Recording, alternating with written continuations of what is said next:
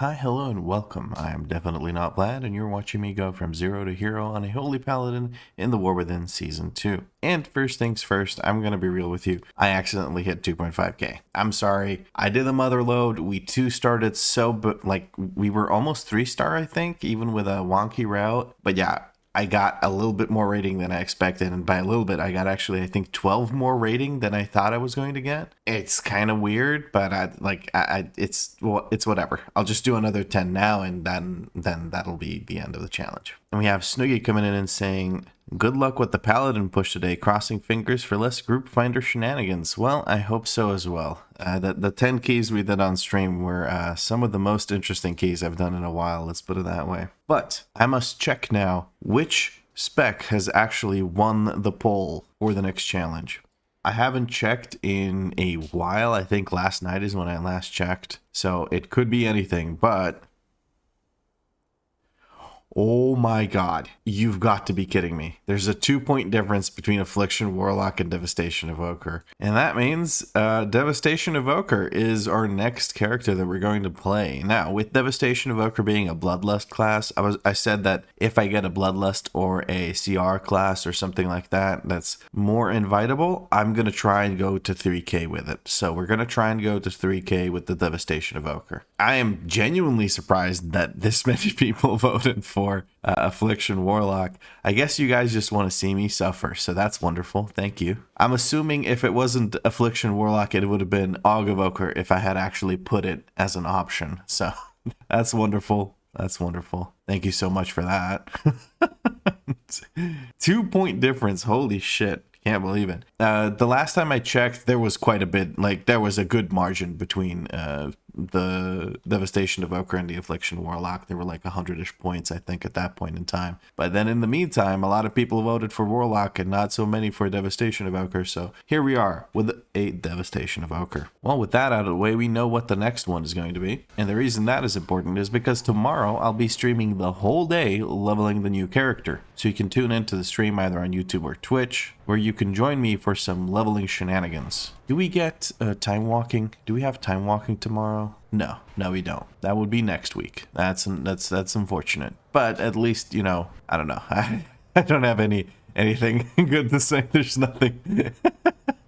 There's nothing for it. Oh well, hold on. Let me land and then let's see what we're doing. So I've done every key except for Rookery and Theater of Pain on a video, I believe. Maybe not a Motherload. I think a Motherload I also haven't done, but the Motherload is something I've 2-starred. Theater of Pain, I have a 10 cleared. So Rookery is the only thing I haven't done a video on that can be bumped from an 8 to a 10. So we're going to try and find a +10 Rookery. We'll do the Rookery and that'll be it for this challenge. I do have an untimed Cinderbrew Meadery. That was because I think our tank was a Bear Druid. No, was it a VD? I don't remember at this point, but we had some interesting Cinderbrew Meadery runs. I think in general, these 10s have been absolutely miserable. I think it's mostly because of the affix. The affix keeps popping off and nobody handles it. Unfortunately, as a Paladin, I have no way of handling it because Blinding Light is a 1.5 minute cooldown. I can take one wave out, like take one set of orbs out, and then the next one I am at the mercy of basically people who think it's a healer affix. I was told by a guy, this is a healer affix, you should be doing it as a healer. And then I asked them if they were stupid because I have a 1.5 minute cooldown, and then promptly ignored everyone in the dungeon and moved on and finished it and timed it. It was great, but I was just baffled.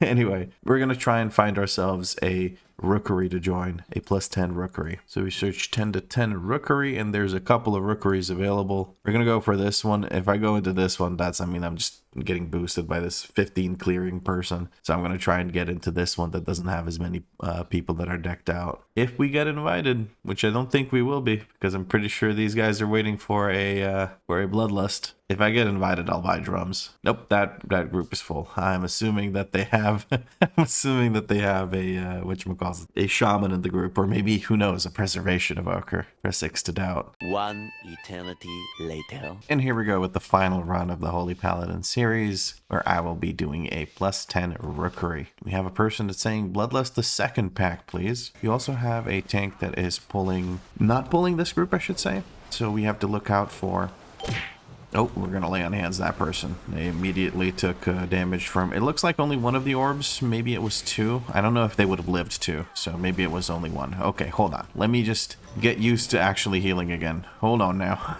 I've been playing a lot of marksmanship over the past 2 days, so I'm a little lost in the sauce with the heal department, but we got it covered. We're gonna click the orb so people can do their thing, and we're gonna skedaddle out of here. Am I crazy? Oh, okay, one person was left behind. I'm not crazy. Maybe a little crazy, but it's whatever. Okay, what are we doing? We are, we're going left, right? Where are we going? What are we doing? We're going left. We're going Void Rider? No, no Void Rider, just the Thunderers. Okay, I can do that. Never mind. We're going Thunderers anyway. This is going to be interesting. We're gonna kick one of these, stun the other, and let's get the healing. That's all I can do as far as the CC is concerned. We're gonna be getting the affix here soon. I'm gonna try and keep people alive as best I can here. Wings are gonna go out. We have to keep people alive here because we have to just spam heals. There's not much else we can do. Why is that? Because the Thunderers are gonna keep casting their Thunderbolts, the Thunderbolts or Lightning Bolts, whatever.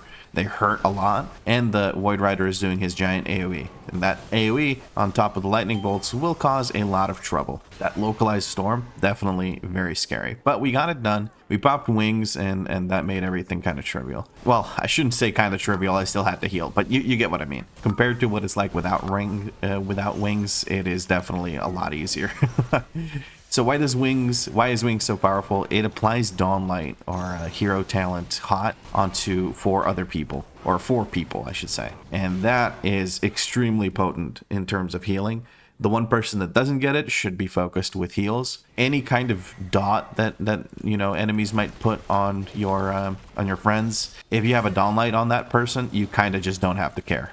It is pretty nice. We're getting some interrupts, some good beams. I like that. Like me some good beams. That's cool beans. The good beams. What? Anyway, sorry. I'm a little hyped. I had a 2-day break. This was the first 2-day break in months that I've had, and it feels really nice to be able to take a break. So that was great. We're gonna go ahead and just kick the whatchamacallits, the Thunderer here. We have some extra Timu wings, I like to call them, where every 15 holy power we spend, our next judgment will actually take care of, will give us wings and put 1 Dawn Light out. Have a stun available. I'm gonna stun the Thunderer. We're gonna Divine Toll. People kind of went down here. That is my fault completely because I was focusing on the wrong things. I think that person was being beamed down. They also died with all of their defensives up, so how much of it is my fault, I wouldn't be able to tell you. I think partially it's my fault, but we'll see. We'll see how they feel if they blame me in chat. We're going to go ahead and kick that Thunderer. And yeah, that beam on top of the AoE is just kind of brutal. But we managed to survive. The Void Rider's just about dead. I think we're going to make it out of here alive. Do we want to pull boss with this? I feel like that might be a bad idea. I think it's doable, but it looks like the tank does not want to pull the boss with this. We're just gonna pull this group on its lonesome. But yeah, the Storm Rook. So when there's no rider on the Storm Rook, it is just it just does a beam on a person. It's a significant amount of damage when it's fortified weak, so it's something to look out for. And I'm pretty sure our balanced druid friend got targeted by both the beam and also got hit by the Void Rider's AoE. So that just kind of adds up. Okay, we're taking care of the orbs. We have a monk that actually does the thing with the stuff where he puts down the bouncy castle, I like to call it. And that usually takes care of any of the orbs. There might be some stragglers every now and again, but it's kind of nice because I don't have to send my blind. I can keep my blind for emergencies, and that's kind of what I like to do. Okay, this person just got wrecked. I'm going to go ahead and CR them here in a second. Hopefully they don't instantly take it and die again. That would be great. They can see where they spawn. If you look for it on the ground, there's usually a very light area, or like there's a light beam coming down, and that shows you where you're going to resurrect when somebody CRs you. So you can always check that to see if it's safe to actually CR at that point in time or not. All right, putting out a downlight. I don't think I need my second one. I'm going to save that for when there's some actual damage happening, like right now. Okay, we're just going to go ahead and use that on ourselves. I do want to keep some distance, especially if you're fighting around the stairs. It's very important I'm gonna bubble and use this. Okay, there we go. With the bubble, I'm able to run through the beam. With that, I'm able to avoid getting stunned and taking a, like, I don't take a bazillion damage. And then I'm able to actually step on top of the orbs and use my blind to get rid of all of them. See, this is what I mean with emergency. I want to keep that for emergencies. With us being a little separated, the bird flew away from all of our other friends here. But we only have one melee DPS, which is our enhancement shaman. So I don't really have to worry too much about, or the tank at least doesn't have to worry much about positioning for melee DPS or the boss being in range of melee DPS. So it wasn't a huge loss that we had that one moment where this person was targeted by the charge and separated our group. Okay, that's the first boss done. Let's get this little rook thing, which will give us a little buff that does damage to enemies every 1 second or so. And we're going to charge over here in this direction. Now I'm going to start healing up. I'll make sure everyone's nice and healthy for this next section because it is actually pretty painful. Okay, I have wings available. I have pretty much everything available. We're going to try and kick this and move on. There's the diffuser. We're pulling. Are we not pulling? We are pulling the diffuser. I'm going to go ahead and use a defensive here and get ready. When the diffuser does attracting shadows, I'm going to wings. Ideally here, one of the two classes that can dispel curses would do so. That person got killed. I don't know if it was them getting double bolted or something, but there's definitely kicks that can go out. We're going to use mine now. I was focused on healing rather than kicking, so unfortunately I didn't quite catch that. I'm going to use Aura Mastery here. I died. I should have... What even killed me, bro? A Void Bolt. Okay, we're not kicking enough. That's the issue here. I should have probably just released instantly and ran back to my team to try and heal them. But now I think we're okay.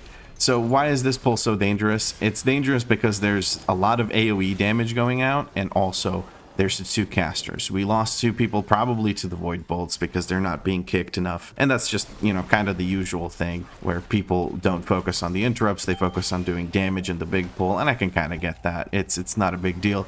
It's not going to break the key for us. So I think we're okay here. Lots of AoE damage yet again because of the diffuser. But you can see it's not that fatal without those Void Bolts on top. As long as I keep healing, of course. I can't take care of these, but someone else does. It looks like it was the druid with his, whatchamacallit, Typhoon. The Typhoon makes quick work of that. Again, another big sucky suck from the big guy over here, but I think we're okay. He hit us with the suck and we said, no thank you. I have a awakening ready, so I can get wings from the next judgment I cast. Here, I really genuinely hope we don't actually... Well, okay, we're not pulling the group behind this, so I'm quite happy about that. We're going to heal the bejesus out of our tank and just going to look for interrupts as soon as this beam is done, which is now. We're going to interrupt this one. We're going to stun this one. See, it's very important there.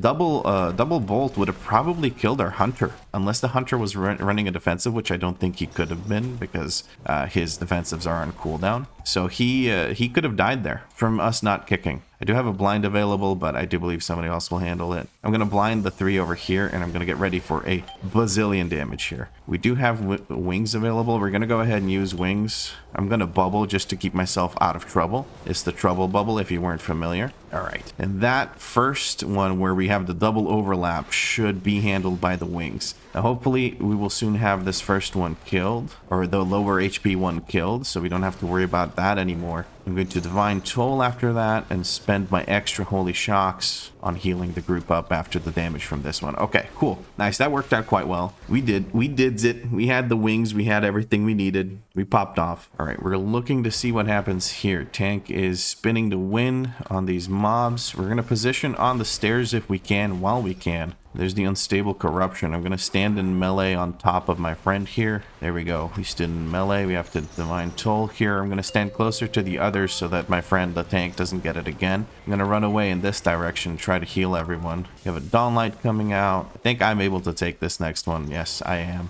Oh, actually it ran out, so it doesn't matter. Fresh Reality comes out. Everyone's going to take a bunch of damage here. But there's no follow-up damage, so I'm not too worried. I have time to heal this up. There's the Chaotic Corruption. It is on whatever that means. Now I have it. I'm going to put it on the tank because the tank can handle it. And then I'm going to get out of melee range because that way our other melee that had it just a second ago can get it again. We have wings popping off thanks to Awakening. We're going to beam and put more of these down. Dark Gravity does a little bit of damage itself. And you want to make sure you're healing through that so that when he does his little jump afterwards, if he does it, it's not an issue. All right, there's the AoE. We're going to Divine Toll to recover. I can come in and take the next dot if necessary. Okay.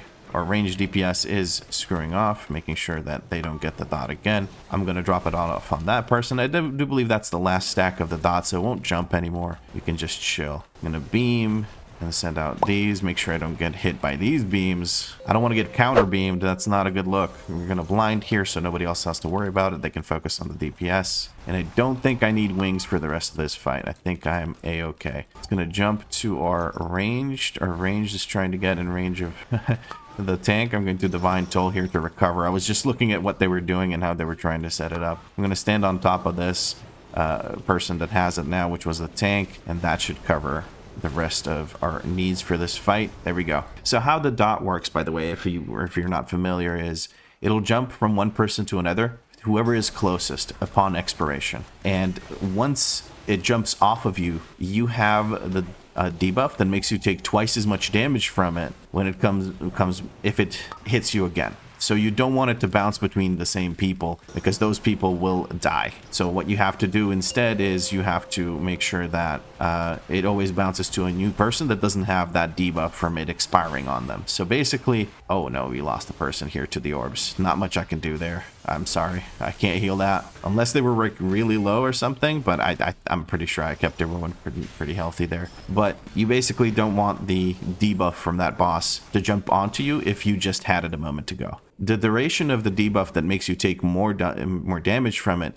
is actually the same as the duration of the damage portion of it. We're here. You can go, bud. So yeah, since those two durations are the same, you can get it every other jump. So it jumps off of you onto X, then it jumps off of from X to someone to Y, and then it can jump onto you again. So you can have it in one set of the dots. You can get it twice, but not in a row, if that makes sense. It's weird to call it in a row because there has to be a person between you, but you know what? It can't jump from you to you, so I guess it kind of works out. Anyway, I'm talking about that way too much. We got to focus on this. So the Voidstone is extracting. The way the Voidstone extracts is every living thing near the Voidstone, when Voidstone extraction finishes casting, will give the Voidstone more stacks. The Crushers themselves specifically will give the Voidstone 5 stacks each. So these Crushers give it extra stacks. You want to avoid pulling Crushers with the Voidstone if you can. Oftentimes you can't. There's just some pulls where you have both of those. But once it reaches 40%, it'll start doing this Unleash Darkness thing. And that is a hell of a heal check on some keys and with some groups. But luckily here it doesn't seem to be too bad. We managed to get through it. But yes, those stacks, they increase the damage that the Voidstone does. And really, it doesn't do all that much tank damage. It's more of an AoE heal check. The best way to deal with it is to reduce the number of people getting hit. Oh, sorry, hold on. I need to heal this. I need to use my brain cells actually on that. Whew, sweet baby Jesus. Okay, that took me a moment because I ran out of ways to generate holy power. I wasn't hitting anything. But yeah, the best way to deal with the Voidstone is to make sure that you don't feed it many stacks by not pulling too much trash into it. That's why some tanks will opt to pull all these civilians and the Void Crushers over to the side and beat them up on their own. Or just not pull those corner Crushers. Or to get it to 40% as quickly as possible before it can cast a second Void Absorb or whatever the hell it's called. And the Ascendants, by the way they work is it will do this Feasting Void thing, and that'll put up a dot and Heal Absorb. Once you heal up the Heal Absorb, it'll be able to, it'll go away. But until you do so, you are taking a good chunk of damage. So my suggestion is dispel one person, heal the rest. Ideally, if you have like Revival or Mass Dispel, you can take care of it quite efficiently. I would suggest saving it for if you have a double pull of Voidstone plus the Ascendant, I would suggest saving the Mass Dispel or Revival for when the Voidstone starts pulsing and you get an overlap of the Ascendant's heal dot or heal absorb plus dot and the, what's it called? And this AoE from Unleash Darkness, because that is incredibly painful to heal through, and you're going to need some big cooldowns for that. Again, either big cooldowns like my wings that I'm saving for it, or a Mass Dispel / Revival kind of thing. So for the first one that's coming up here, I'm not actually going to use any big cooldowns because we're still doing the Void extractions. We don't have to worry about it just yet, but we will have to worry about it now as we are dealing with it. There we go. I dealt with it au natural. No cooldowns. I did have Divine Toll at the end of that, but it worked out. I didn't have to use it. I'm going to be able to overlap Divine Toll with my wings, and that's going to be super, super powerful. If that can't heal us through this, then nothing can. So 40% is coming up here in a second. We're going to Divine Toll, and we're going to wings, start popping big heals on everyone. I want to make sure everyone's nice and healthy by the time this guy starts unleashing his darkness. And we are able to do so. Everyone is very, very healthy. We're going to go ahead and heal.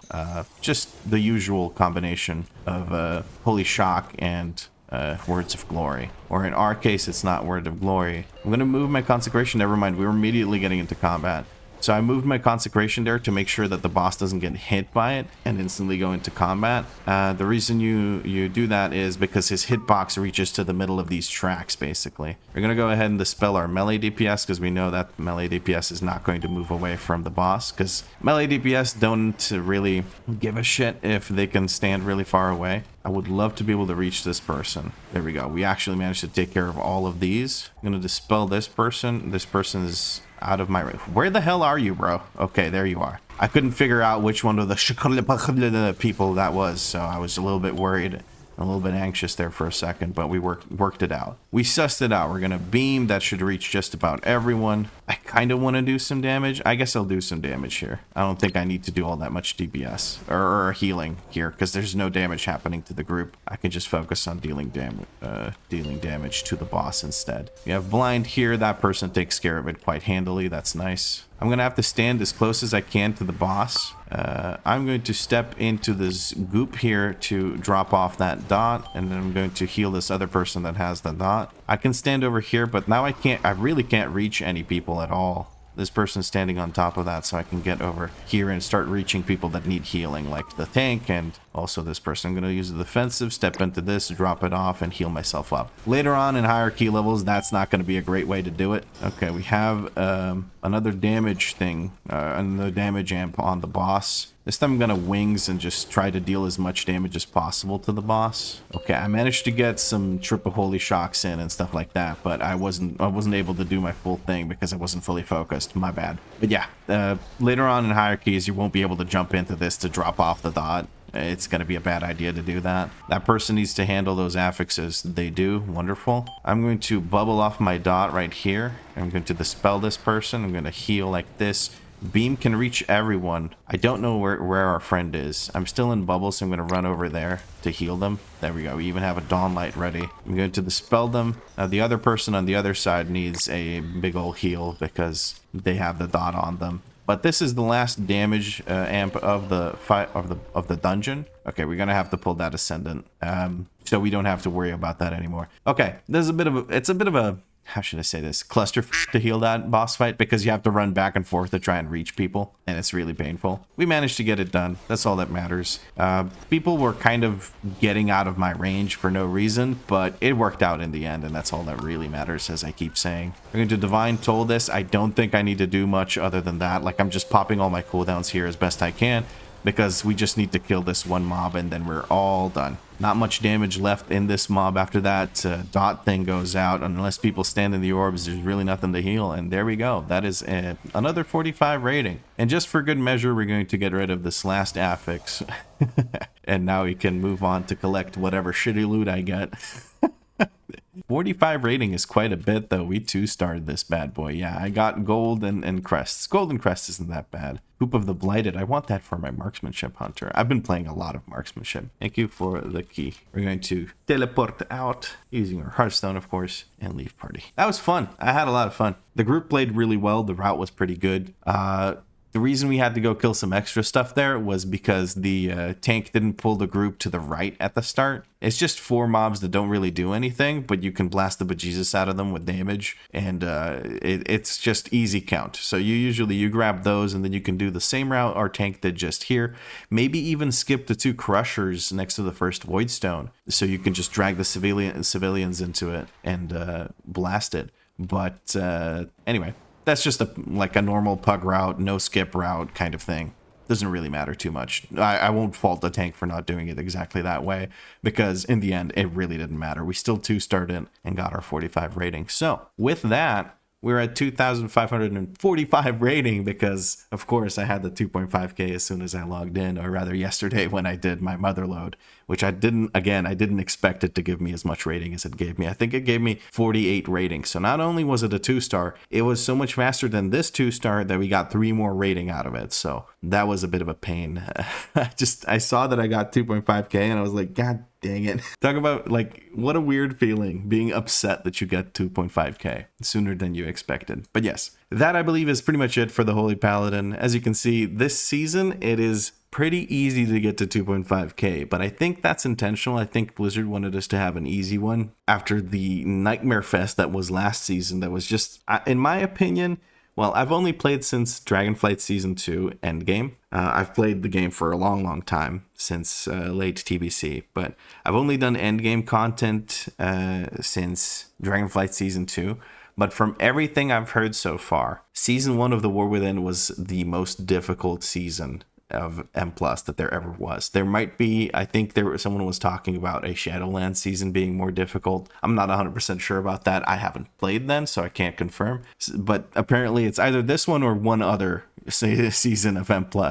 So you know how rough it is. And by this one, I mean Season 1 of The War Within, not Season 2. Season 2, I think, may be one of the easiest that we've had so far, according to people. So what a contrast. And this one is way more popular. Who would have thunk it? It's almost like people have fun when they can quickly gear their alts and main characters and have a chill time playing the video game, with challenge being built into it via the infinite scaling. So if you really want it to be difficult, you can go up into the super high keys and have fun there. So anyway, sorry, that was a bit of a tangent, a bit of a rant. But the reason I was talking about 2.5k being easy is because with us getting Devastation Evoker for our next challenge series, I'm going to go ahead and go for 3k rating with that. Now, this may be a longer series because of the fact that it's just going to take me a long time to get invited. So it's going to be harder to actually just farm the 11s and the 12s. Also, it being DPS is going to definitely negatively impact me. I'm probably going to have to run my own key as much as possible. But there also comes a point where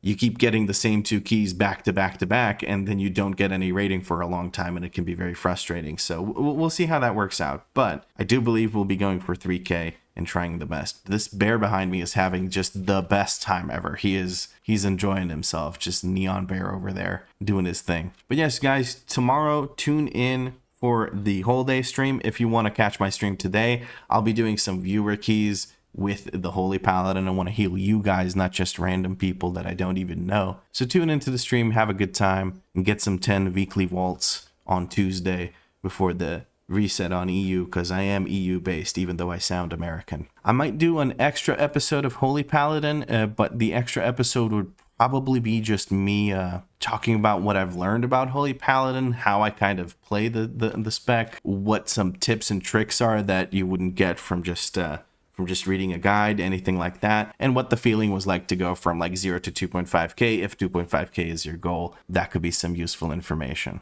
Let me know if you guys want to see this video. I'd be happy to make it if there's enough people interested, and if I have enough time between prepping the next series and all that. But that's pretty much it for this series. If you enjoyed it, drop a like, let me know what you liked about it in a comment down below. If you had fun, make sure you subscribe, because there's more series coming. If you want to see what happens between the series or between episodes of the series, you can check out the stream. And if you can't make it to the stream, you can of course check out the live section of this YouTube channel to find the VODs. But as always, thank you very much for watching, and I'll catch you in the next video.